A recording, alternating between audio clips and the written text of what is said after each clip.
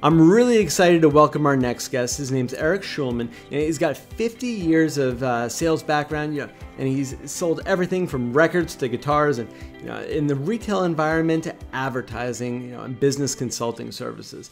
And he had a quick dabble in the wedding industry with his wife, I know about. But he's been a practitioner of the Sandler system since 1983, and he owns the Sandler office here in Orlando, Florida for the last 15 years. Just a phenomenal resource. So I really appreciate your time today, Eric. Thank you so much. Joel, I'm very, very happy to be here and do what I can to help. But the biggest thing is, how do you get through the frustration and of being constantly rejected by customers? That's one of the biggest things we always get asked. Well, rejection is part of sales. You're going to get more people who tell you no than tell you yes, in most cases, unless you're giving away gold bars. And you have to understand that when people say no to you, they're not rejecting you. What they're really saying is, I don't need your product or service right now. And in a lot of cases, that may actually be the right answer for them. And the example I use is this. Joel, we're both having a good day. Do you need an aspirin right now? No. See, you can't even give aspirin away to people who don't have headaches. But Joel, you and I have both been in a situation where we had a splitting headache and we couldn't get our hand on an aspirin or a Tylenol. We would have given anything if there was an aspirin salesman there. Mm-hmm. So our job, to take it in a global perspective, is not to sell aspirin, it's to find headaches that our aspirin can fix. So when you remove it, when you make yourself third party to the sales call, you understand they're saying, no, I don't need aspirin. It's not that your aspirin isn't any good, it's not the best aspirin in the world, I just don't happen to have a headache right now. And if that were the case, you don't take it personal. You mentioned we dabbled in the wedding business. My wife owned a wedding cake bakery. And my wife is a phenomenal baker. I have trouble staying anywhere close to 150 pounds because she bakes the most amazing things. But if my wife came to you, Joel, with one of her prize cakes, she did something called a chocolate oh my God cake. It was so unbelievable. Mm-hmm. When you cut into it, the first bite, people would go, oh my God. It literally was that good. But if you're allergic to chocolate, does it matter how good her cake is? Mm. If you're diabetic, does it matter how good her cake is? If you're gluten intolerant, it doesn't matter how the cake isn't for you. So then you realize that the cake is still great, they just can't eat it, and you don't take it personal. I think that's a really good perspective that a lot of people really kind of have a hard time wrapping their head around, because especially when you have a product and you're beating the streets, you tend to take that personally. And one of our members asked a really good question, and that how do I generate buzz for my business? How do I get other people excited about what I'm trying to present to them? Well, can you give me a little context on that? Are you talking about getting them excited in a networking situation, or when you cold call them or walk into their business, or in a casual? What's the environment that this takes place on? I can give you some better help on that. I believe that the member was in the pharmacy space, and they were selling a natural bug deterrent spray. Who were they selling it to? They were selling it to independent pharmacies. And they were looking to get into CVS, Walgreens, those kind of places. And the problem they were running into is they couldn't get in the door, or they were being rejected? They were having a problem getting other people interested in a natural solution when there's so many products out there that are that contain pesticides and things like that that are bad for you and could cause cancer. So if I'm trying to get into a pharmacy, I want CVS to sell this stuff, or I want the local the convenience stores to sell this stuff. Mm-hmm. What I have to do is find a need. Now, it's going to be real tough to sell mosquito repellent in Montana in December. In Everglades City, Florida, in the middle of August, they'll run over you to get it. Mm-hmm. The other thing is you're talking about an organic solution rather than a standard type of a solution. It's probably slightly higher priced. So rather than going after the convenience store, who may or may not care and may have a couple of people a month who come in asking for something like that, why not go to the health food store Why not go to the nutritionalist? Why not go to the organic place in town? I'd rather go to Whole Foods rather than Publix in Florida, because Whole Foods, I'd go to Chamberlain's Health Foods rather than the local 7-Eleven or 7-Eleven equivalent to try and sell that. The other thing is, I use something called, it's reverse psychology. You and I have talked about it. It's negative reverse selling, where I would say to the owner of the store, Joel, you probably never get a demand for anything in terms of insect repellent that doesn't have chemicals in it. You get no demand for that at all, do you? Not that I know of. And if that's the case, you're not my prospect. Mm-hmm. But if you said, well, no, actually, we do have people coming in from time to time. Mm-hmm. Now they have a need. Now they're interested in the product. Now you tell them about the product. Again, find the headache before you start selling the aspirin. Got it. The concept we call it is the concept of pain in the Sandler system. Something's got to hurt before you'll take the aspirin. They've got to have a vacancy or a hole, or feel that they're losing business for this very specific, very niche-oriented product. So I try to go to, where is that niche hanging out? Is there a trade show or a craft fair that would attract that kind of people? Right. People like me, aging hippies, right? And are there certain parts of the country, like Chapel Hill, North Carolina, where you've got big university populations, or University of Central Florida in Orlando, where you've got a large millennial population that may be more interested and aware of that type of stuff? Yeah. Does that make sense? That's a perfect solution. I think that sometimes you gotta pivot and go into where it does fit a little bit better, instead of really pushing against the hill. One question that we get all the time is, they keep making phone calls and all they get are voicemails. How do you get somebody to call you back? Well, voicemails are good, by the way. Okay. People say, should I leave a voicemail or shouldn't I leave a voicemail? And I always said, you spent a couple of minutes looking up the number, researching the person, you dialed the phone, it rang, you went through there, I'm sorry, I'm not here, and it goes beep, and you're saying to yourself, should I leave a voicemail? Well, if you leave a voicemail, they always have a chance of calling you back. Mm-hmm. So leaving one is better than not leaving one. Leaving too many, leaving the wrong voicemail will kill you.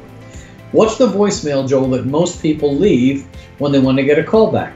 Hi, I'm Eric with the such and such company, and the reason I'm calling you is blah, blah, blah, blah, blah, and we've got a great new product that blah, blah, blah, blah, blah, and if I could just have a few minutes of your valuable time, I can blah, blah, blah, blah, blah, blah, blah. Here's my number. Call me back. I'm waiting by the phone for your call. Mm-hmm. The voicemail message I leave is this. Joel, this is Eric Shulman. Man, I missed you. Here, let me give you my cell number. 407-617-1716. Joel, I'm not sure if you can help me or if you're even the right guy to talk to, but there seems to be and you hang up right there. Now, let's take a look at what I just did. The first thing I did was I struggled a little bit. Everybody laughs, by the way, when I do that the first time. You actually do that? Yeah, I actually do that, and here's why. Let's talk about the psychology behind it. I call up. Number one, my voice is slow and paced. I wasn't in a rush. Hi, this is so-and-so. I wasn't excited. You didn't hear me, and if you can see me on the video, you didn't see me smiling during the second call. Number one of the key things I teach people on the phone is get the smile off your face. You've always been taught, put a mirror in front of you, smile when you talk to people, and you'll sound just like every other telemarketer. Are you a telemarketer or a sales professional? If you're a sales professional, get rid of the smile. You're serious. You're a consultant, not a salesperson. Second thing is I struggled. Oh, geez, I missed you. And you saw me doing it because we're on camera together, but they'll see you doing it when they hear that. Oh, Joel, I missed you. I'm sorry, this is Eric Shulman. It's almost like I was unplanned. It was unscripted. Here, let me give you my name and the phone number up front. And I did I did it nice and slow and said, look, I don't know if you can help me or if you're even the right guy to talk to, but there seems to be a problem with, and you hang up in the middle of the word with. Joel, what do you think happened when I called you? You got that message. That's all you know. What do you think happened to my call? I mean, it was disconnected. Okay, my phone could have cut out. Your phone could have cut out. There could have been a lightning strike somewhere. But my message got cut off. Did I sound like a salesperson? No. Did I sound like somebody who was a little lost and needed help? Yeah. Did I sound like a threat? No. Huh. Are you curious about what I was going to be asking you for help on? Sounded like I kind of want to hear the rest of the message right now. Yeah, I might have been a client or a prospect, right? Mm-hmm. I get about an 80 to 90% callback if I leave that message with the right tonality. If you leave it with an upbeat, excited tonality, you're down to 0 again. So the first thing you have to do, whether it's in sales, whether it's in voicemail, but you have to break the pattern of what people expect. You know how to react to salesperson people. Don't be a salesperson. That's a really good perspective. You know, and that leads me into my next question. Is, you know, I always hear that, you know, people always say, you know, I'm really interested. You know, I'm loving it. You know, during the call, during your meeting, you know, this is perfect. They're biting. Yeah, it's exactly what they were looking for. But oh my God, we've been thinking about this. I need to talk to my partner. I need to run the contract by my attorney. You know, and then you'll never hear from them again. You know, that's the person you're usually leaving that voicemail for. So, well, you're going into the witness protection program, is what I call it. Yeah. It's called Think It Over. And, you know, without being too risque here, I've been married for 24 years. I'm very, very married. I have a dear wife named Sharon. Our 24th anniversary is in April, and we are truly meant to be together. If I come home to her tonight and say, honey, how about tonight? And she says, let me think it over. Joel, you and I both know that it means no. So let's translate that to the sales world. When somebody tells you they want to think it over, 90% plus of the time, it's a polite no. And if you don't challenge them right there or give them permission to tell you no, now you're going to be what I call in chase mode. People listening to this probably call it follow-up, but after 22 phone calls, 17 emails, 3 letters, and 2 drive-bys, we look like a stalker. So how do we... The first thing is, making a presentation without having all the decision makers there, the only thing you can get is to think it over. So don't present unless you have all the decision makers in the room. That's interesting. And confirm up front that they're ready, willing, and able to make a decision when you get done showing them what you think the solution should be. Second thing is, do they have a budget? Do they have the money? Are they ready, willing, and able to spend the money with you? And if we're replacing another product or another vendor, are they willing to fire Fred or Frederica, their current vendor? I don't want to find out afterwards that they took my quote back to him or her, got him to match the price, and that went away. And the other thing is presenting to people who don't have an immediate problem that they are committed to fixing. Not having the insect repellent on the shelf is nice, but if it costs me 1 sale a month, and I'm not going to get but 1 or 2 turns a year out of it, I don't need that on my shelf in a retail environment. But if I've got people coming in every other day, because right down the road I have a nudist colony that's all organically based, and then I'm stupid not to have it on the shelf. So it's you have to, we call it pain, budget, and decision. They got to have a problem they want to fix. They have to have the money and be ready, willing, and able to spend the money or fire the current vendor, and you have to be dealing with the decision maker. I taught a class on Think It Over a couple of weeks ago, and it turns out that 99% of the Think It Overs are because you're missing one of those 3 key elements. And you didn't confirm those elements beforehand. You assume they're going to buy when they see it. We use something called an upfront contract. And it might sound something like this. Is it okay if I show them what an upfront contract looks like? Yes, please. Joel, I appreciate your interest in my product. I appreciate you sharing with me the issues and challenges you're having in getting this and fulfilling this and the problems you had with the other vendor. I understand that you as long as you can keep the price point on this under $5, it's something you'd want to put on the shelf. And you told me that you're the whole owner. You're the only decision maker here. There's no one you got to check with before you change out product? No, just me. No one you'd even want to run it by? No. So there's nobody whose no would override your yes. Correct. Okay, well, let me do this. Now here's the upfront contract. What I just did is I reviewed pain, budget, and decision very quickly.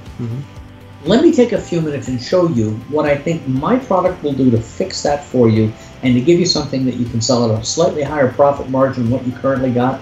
When I get done, if it's not going to do what you need, if you don't think it's going to work, if it doesn't fit the price range, you're going to tell me no, correct? Yeah. And that would be the right answer. If that's the case, we'll shake hands, part friends. Fair? Sounds good. And what if what I show you fits the criteria, hand in glove, and actually does what you're looking to do and does it for that $5 price point? What would happen? What would happen then? We'd put you in a test store. Okay, so we'd actually place an order and get the first test store going to see if this is going to be a viable product. Yes. I'm good with that too. There's a third outcome that happens sometimes, Joel. I don't know if this ever happens with your people. You ever get people looking at something, you know that it's going to fix their problem, and they tell you they want to think it over? Does that ever happen to you or your sales team? Yeah, we've heard it before. Any of those people ever come back and buy from you? Not often. Yeah, with me it's almost zero. But here's the problem. My boss is going to make me call you 100 times if you're thinking it over. So could you do us both a favor? If you need to think it over, tell me no. When you're done thinking, you can call me back. And that way I don't have to leave you 100 phone messages. Fair? That's fair. Now, I just got an upfront contract to get a yes or a no and not to get a think it over. How to structure that, you and your people, whoever's listening to this, you need to learn how to structure an upfront contract at the beginning of a meeting, at the end of a meeting, before you present, after you present. There's different places you can structure these agreements, mini agreements within the conversation, and then you can enforce them because people will act consistently with what they've committed they would do when they understand it's an agreement. I think that's a phenomenal example. I think you just blew a bunch of people's minds with what they're not doing.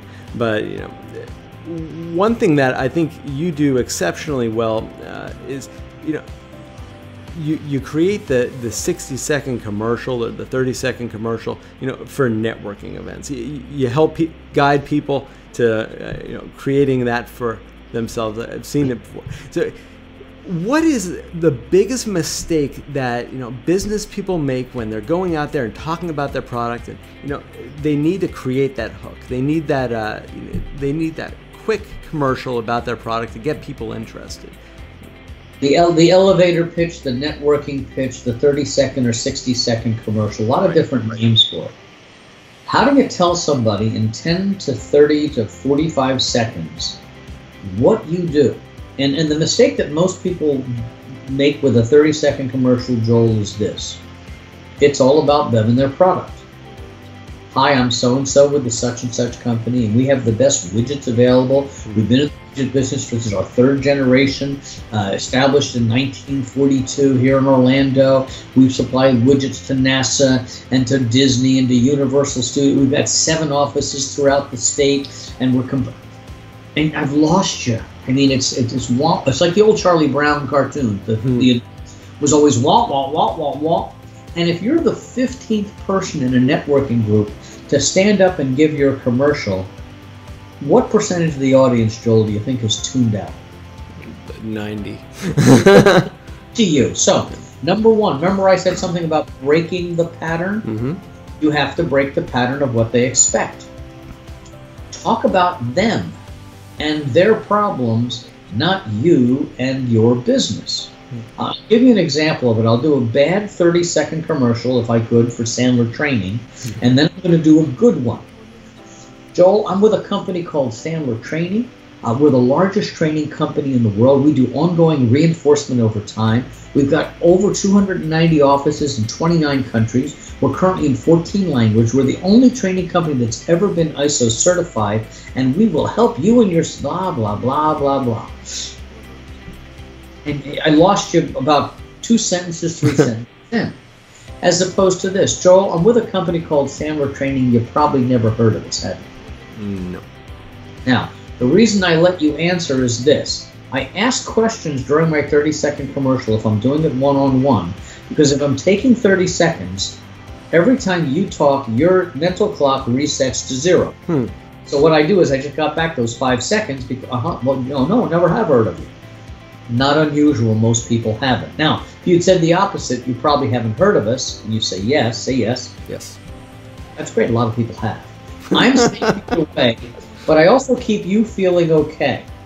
If I did it the opposite way, Joel, I'm with a company called Sandler Training. Have you heard of us? No. Tell me no. Oh. Now you're thinking, well, crap, I could have heard of them. And you feel just a little teeny bit not okay. The minute a prospect feels not okay, they want to distance themselves and they want to get away from you. So you always have to keep them feeling okay. So, back to the beginning. Joel, I'm with a company called Sandler Training. You're probably not familiar with us. Not unusual. Most people haven't. We're probably one of the best kept secrets when it comes to improving sales teams. Basically, what I do is I help salespeople and business owners double their revenue in 1 year if they're willing to change. Now, let me stop right there. When I said that, what went through your head and the people watching this video's head is, all right, how do you do that? Which is exactly what I want you thinking at that point. Yeah. If you understand that people talk to themselves all day long, I'll ask those of you watching the video, how many of you talk to yourself? Now, before you even answered, the little voice in your head said, did I do that? That's the voice I'm talking about. We all have that inner voice. Sorry, I have fun doing this live when I'm with a group of people too. If I know that that voice is there, I can do things that make that voice ask you questions. Probably haven't heard of it. No, I haven't. I got you talking to yourself. We help people double their income, sales in 1 year if they're willing to change. And you're going, all right, you want to hear a little bit more. That's where your head is right there. You know, Joel, the people that I deal with normally fall in one of 3 categories, and I'm not sure you fall in any of them. So now you know you're going to hear 3 categories. The first category, these people are struggling with some of the basic things. They're having trouble picking up the phone, call reluctance. They're not, when they are dialing, they're not good at it. They're not getting through. People are cutting them off. They're leaving voicemails that don't get returned. It goes on and on. They don't even want to pick up the phone anymore or walk in any place. They're tired of the rejection. They don't know how to deal with it. Second group, people are a little bit more experienced. They're on the phone. They're getting appointments, but they have long sales cycles. They get a lot of the think-it-overs. They have wonderful meetings. Everybody loves them. I call them professional visitors. And they really have trouble closing the deal because they don't want to put pressure on the client, and they watch the money slip through their fingers. Now, the third group are what I call the trained, the professionals. These are people like you, for instance, that are at the top of their game. They're making good money. They're very, very, very good at what they do. But just like a professional golfer, they want to get better. That's why golfers train for their entire lives when they're playing professionally. That's why athletes are the best in the world. Michael Jordan was throwing free throws hundreds a day when he was at the top of his game. Why? He needed to get a little better at each part of the game. Those people are looking for someone that's already above the black belt level that can take them to the next level. Joel, let me ask you this. Which group do you follow? Number 3. That's what I figured. Tell me how you got as good as you are. And now we're into a conversation, and you're going to brag to me about how good you are, and then I'm going to ask you, so what are you doing to go to the next level? You probably have a plan in place, don't you? And in my world, they go, because they don't. When was the last time they read a sales book that they took ideas out of it, they then implemented it, made them money? When was the last time they attended a seminar, and can they name 3 things they learned at that seminar and are now doing? And what did it change, and why did that? They can't answer any of those questions, and they realize I'm either green and growing or ripe and rotting. A dead fish can float downstream. It takes energy to swim upstream, but upstream is where you want to be. Right. And so as far does that answer the question? It really does. You know, it's a different perspective, kind of like pretty much all the questions. You know, it's all about changing how you do things. It's about kind of shifting your expectations. But you know, one of our members asked a really good question. You know, how can I deliver my hook? You know, if I can't get the fish on the phone, you know, and how can I get past the office manager, account representative that always picks up first? The gatekeeper. The gatekeeper. The window witch. One who sits by the glass window with the little hole in it, reading a romance novel, and when you show up, her job is to crush you like a bug and send you out the door. Gatekeepers. Let's talk about gatekeepers. Every business has a gatekeeper. It could be the husband or the wife of the owner who's answering the phone. It could be a full-time receptionist. It could be whoever grabs the phone. It could be the executive administrative assistant to the president. So the gatekeeper has a job. And if you think of it like a military base, you've got gatekeepers at a military base, and they got a gate and it goes up and down, up and down. You drive up, gate's down. They talk to you, they decide, does he get in or does he not get in? That's what gatekeepers do all day long. So go back to the business, the gatekeeper's trying to decide whether or not you get in. The business owner or decision maker you're trying to reach only gets calls from 3 different types of people. The first group is friends and family. If Bree calls for you, does she get through the gatekeeper? Yeah. Bree is his wife, for those of you who don't know. So friends and family get in. The second group is clients and prospects. Do clients and prospects get in? Yep. Yeah. And the third group is what? Solicitors. Do they get in? No. No. So I have to sound, look, or smell like I'm not in group 3. So how does a salesperson sound? Hi, I'm Eric Shulman with Sandler Training, and I'd like to talk to so-and-so. Would you let them know I'm on? And I sound like a salesperson. So number 1, let's go back to the voicemail. Don't look, touch, taste, feel, act, or smell like a salesperson. You know, hello, Mr. Smith's office. This is Eric for Bill. Would you let him know I'm on the line? I'll hold. What group am I in? You're number 2. It sounds like I know him. Yeah. It sounds like he's expecting the call, right? And there's a little, and this is Eric for Bill, is he in? I'll give you a little trick I only give my advanced students that you can pass this on to your people. It's 3 o'clock in the afternoon where we are right now. A lot of people around 3:30, 4 o'clock, they tend to filter out of the office, true? Call at 3:30 or 4 o'clock. Hey, this is Eric for Bill. Wait a minute, he was leaving early today, wasn't he? And you're the receptionist, what do you say? I don't think so. I think he's still here. All right, let him know I'm on the line, I'll hold. It sounded like I had inside information that he was leaving early. What I asked was a question. He was leaving early today, wasn't he? That's a question. It wasn't a statement, but she misheard it, or he misheard it. Same thing works at 8:30 in the morning. Hey, this is Eric calling for Joel. Wait a minute, he had an early morning appointment, didn't he?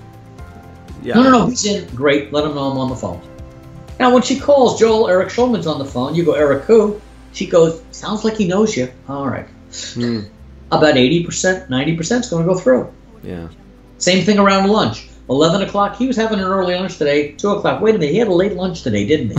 It sounds like you have inside information on the on his schedule, which means you got to be in category 1 or category 2. But if you start talking about your company, will he know what this call's concerning? That's a question you're going to get. Yep. Joel, how do you answer that? Will he know what this call's concerning? I'm sure. No, you're not. Yeah, that's a lie. If this is a cold call, never lie, okay? Yeah. Will he know what this call is concerning? I certainly hope so. And that's the truth. I really do hope he knows what this call's about, because right now I don't know what it's about. So, you can't laugh while you're doing this. So you're gonna laugh. What else can you say to them? They're going to ask you, what company are you with? Oh, I'm sorry. Tell them it's Eric Shulman. That should be sufficient. I'll hold. I'll hold dismisses them. It creates an unlevel playing field. I'm sorry. Tell them it's Eric Shulman. I'll hold. All right. So he said it's Eric Shulman. Looked like he knew you. Okay. And again, 70, 80%. Now you better be good when you get on the phone. But that's a different challenge. You get a real tough one. You know, what company are you with? Do I have to be with a company to talk to them? The other thing you can do is, look, it sounds like you're a really, really good gatekeeper, Joel. You probably never let anybody through, do you? No. maybe I'm wasting my time, I'm wasting yours. Let me ask you this. Who's your biggest competitor in Orlando? John's loan office down the street. Do you know anybody down there at John's? No. All right. You wouldn't be unhappy if I called them and tried to work with them instead of you guys, would you? No. Okay, now, I hang up with you. I call John's down the street. I get John on the phone. Hey, John, listen, I was talking with Joel's down the street here. They referred me over to you. Now, the competitor will take that call out of curiosity. And now you've got to... Now, if you sell that one, you go back to the original one. Hey, Joel, listen, I owe you a thank you. We were on the phone the other day. You said you weren't interested in my stuff. You sent me down to John. He's now carrying it. Who else is your competitor? These guys. And you may want to say, now, what was it you had again? I don't want him to have it. If you're not having fun when you're selling, you're doing it wrong. If you're not at least enjoying yourself, you're doing it wrong. So put a little life back into sales. Have some fun. Play a few games. Always try to be disarmingly honest with people. Will he know what this call is concerning? I certainly hope so. And that's the God's honest truth. I really do hope he knows. Well, I think just like everything, that is, it's just such a refreshing perspective. And if you could leave, the attendees with one thing that they can do today to really prepare their business for success, in this coming year, what can they look at or change and take this perspective and apply it? What area? They have to change their belief. The belief that it's about them and their product. It isn't. It's about the prospect and do they have problems that they need the product for. Remember the aspirin example. Get yourself some sales training.